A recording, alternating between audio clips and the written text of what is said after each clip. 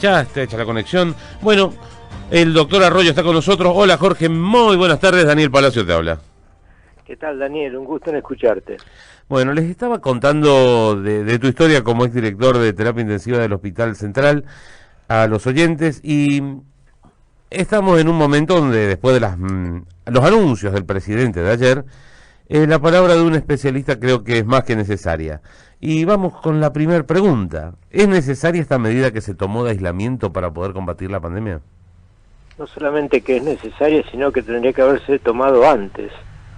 Nunca hay que esperar que las cosas colapsen. O sea, nosotros tenemos una cultura en este país que yo critico, que vamos atrás de los acontecimientos y no nos adelantamos a los mismos, que creo que es lo más racional porque se evitan, en este caso, víctimas, ¿no? Totalmente. O sea que no solamente estoy de acuerdo con todas las medidas que se han tomado, sino que opino que se tendrían que haber tomado antes. En este caso, como hay vidas de por medio, más vale pasarte y no quedarte corto. No sé si soy claro. Absolutamente. Con respecto al personal médico que está en permanente contacto, ¿el agotamiento es importante a nivel físico y emocional? Exactamente. No solamente que es importante, sino que hace a los aumentos de mortalidad que está teniendo la segunda ola.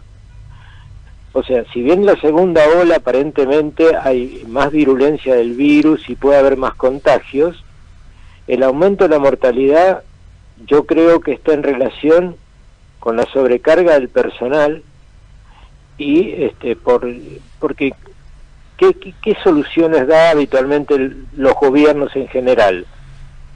Ponen más camas, ponen más respiradores, pero evidentemente los respiradores no se manejan solos. Se necesita gente idónea y para manejar un respirador de la complejidad de los respiradores actuales se necesitan años de conocimiento. Son máquinas muy complejas y máquinas que si se manejan mal son letales, o sea, pueden producir la muerte. Quiero ser bien claro para que la audiencia entienda que no es un detalle. Un respirador tiene una potencia que te puede destruir un pulmón, lo puede hacer explotar al pulmón, ¿entiendes? Entonces, yo te diría, ¿vos viajarías en un micro de larga distancia con un chofer que está muerto de sueño, cansado, agotado? Ejemplo duro. Hoy están con metáfora los entrevistados, realmente me están superando realmente, sí, no, ni loco. Yo veo que está durmiéndose, no. Exactamente, bueno, imagínate, eso es lo que está pasando con los médicos, los enfermeros y los kinesiólogos de terapia intensiva. No dan abasto, y como son pocos, aparte le suspenden las licencias. Claro, y aumentar camas es fácil porque es poner plata, pero conseguir un terapista es años de estudio. Exacto, y cuanto más camas necesitas más terapistas. Y eso no lo podés producir con plata, lo tenés que producir con trabajo, con esfuerzo, con planificación. Pero es tiempo. Esto que te digo, estimado, lo viene diciendo la Sociedad de Terapia Intensiva hace años. Faltan terapistas.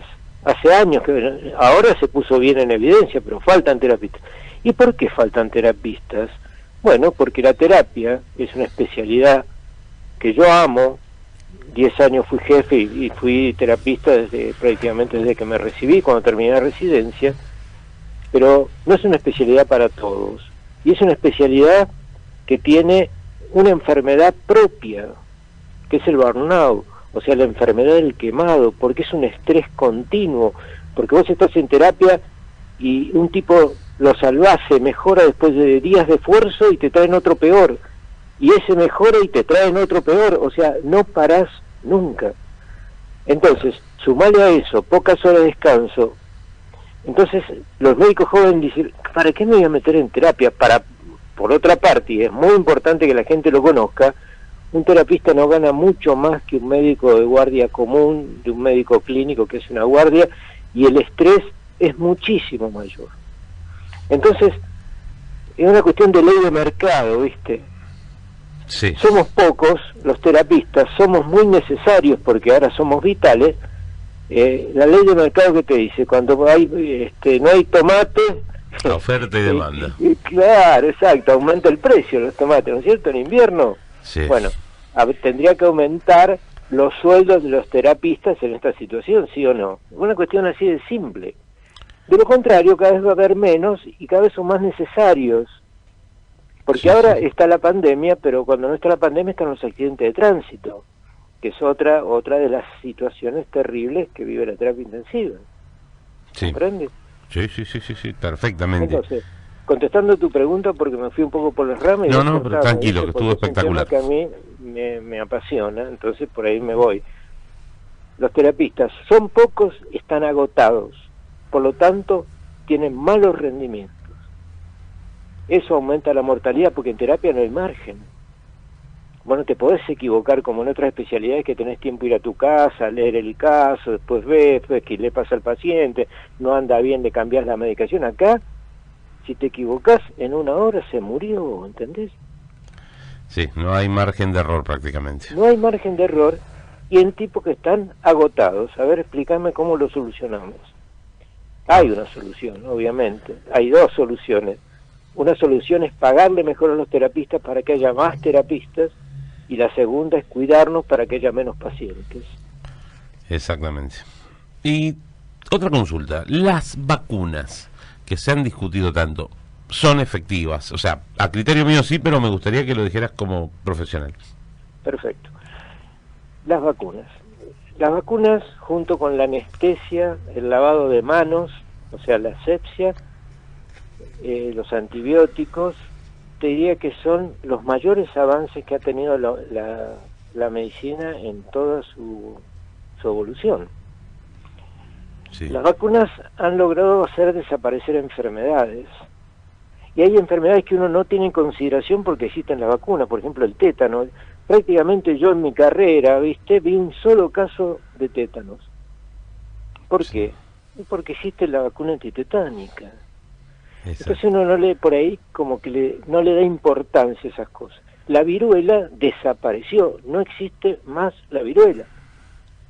Sí, la sí. rabia, el otro día leí en el diario que un gato con rabia es excepcional, ¿viste? Es noticia de diario que aparezca. Antes la rabia era una enfermedad que mataba a mucha gente. Todas esas cosas, la polio, yo tengo un primo que se recibió de abogado en silla de ruedas, que tiene un poco, 4 o 5 años más que yo, porque tuvo polio. La polio hace, qué sé yo, 80 años, era un flagelo, no existe más la polio. Entonces, viste, que me cuestionen la vacuna es una cuestión que es precientífica. Más claro no lo puedo decir. Absolutamente. Bien, Respecto, estuvimos ahora, charlando... dime. Ahora, las vacunas tienen un desarrollo, no es que vos haces la vacuna y la empezás a poner. Hay que probar, primero se prueba en animales, después se prueba en gente, en poca cantidad, se ve si hay efectos colaterales, después se van pasando las fases, esas son las famosas fases. Todas las vacunas actuales están en fase 3, por lo tanto no están totalmente demostrada su efectividad y sus efectos colaterales. Eso se va a ver recién en la fase 4. Por lo tanto, que aparezcan efectos colaterales es lo que tiene que ocurrir, porque para eso existe la fase 3. Eso no va contra las vacunas, va justamente avalando la ciencia que toma todos estos recaudos. No sé si soy claro. Totalmente. Entonces, esta fase, donde que aparezcan todas las complicaciones que tienen que aparecer, porque si una vacuna evidentemente tiene muchos efectos colaterales y son más los efectos deleterios que los positivos, hay que sacarla del mercado. Para eso sirve la fase 3. ¿Y por qué ponemos vacunas en fase 3? Y bueno, porque la otra opción era no poner vacuna y que la gente se muriera mucho más de lo que se está muriendo. Entonces, que estás entre la espada y la pared, ¿viste? Eso la gente lo tiene que entender. Todavía no tenemos la última palabra de las vacunas. Hemos avanzado muchísimo, pero todavía la última palabra se va a saber cuando empecemos la fase 4. Sí. Pero por ahí hay que esperar 3 años más para eso, o 2 años más, y mientras tanto... Y esta pandemia no nos da tiempo a esperar. Sí, no nos dio tiempo la pandemia de esperar. Exactamente, se ha avanzado muchísimo, te aseguro. Antes las vacunas demoraban 10 años en desarrollarse, ahora se están desarrollando en 1 año, en 2 años. Pero de todas maneras, justamente estas fases son para aclarar sus efectos colaterales, incluso sacarlas del mercado si demuestran que realmente los efectos colaterales son importantes. Hasta ahora, por suerte, no ha pasado, pero han habido efectos colaterales. Sí, incluso en Europa, Dinamarca prohibió AstraZeneca, si no me equivoco. Exactamente, y después tuvo que volver para atrás, porque ojo, a ver, yo no sé si hay tiempo, sí, si no me decís, me cortás. No hay problema, no hay problema. Las vacunas en fase 3 se pone la mitad de los pacientes, ojo, la mitad son 15.000, 20.000 pacientes de un lado y 20.000 o 30.000 pacientes del otro, unos con vacuna y otros con placebo, o sea, con algo inerte, solución fisiológica, lo que quieras, y se ve qué pasa en los dos lados, porque, por ejemplo, si una enfermedad se da en los dos grupos, no es por la vacuna, porque un grupo no recibe vacuna, ¿entiendes? Pero si vos tenés un solo grupo y aparece la enfermedad, vos decís, es por la vacuna. Sí. Así funciona la ciencia, y es más rigurosa todavía. El investigador no sabe qué grupo tiene vacuna y qué grupo tiene placebo, para no incidir de alguna manera en la opinión del investigador. O sea, la ciencia es muy rigurosa, ¿viste? Entonces cuando empiezan con las anécdotas, y sí, yo conozco uno que se puso dióxido de cloro y anduvo bien, eso no sirve para nada desde el punto de vista científico. El tema son los grandes números y los grupos comparativos. Totalmente. Sin la última pregunta que te hago, Jorge, porque ha sido clarísimo con todo lo que nos has dicho. Tu opinión, presencialidad en las escuelas. Buena pregunta. No, está bien, pero tiene pro de que los chicos vayan a la escuela, muchísimos pro. No solamente el tema de la educación, para los chicos, la relación con sus amigos, con sus compañeros, la cuestión afectiva, todas esas cosas son fundamentales, son muy importantes. O sea, las escuelas tienen que seguir funcionando. Ahora, o sea, los pros son muchísimos. ¿Cuáles son las contras? Se aumentan los contagios.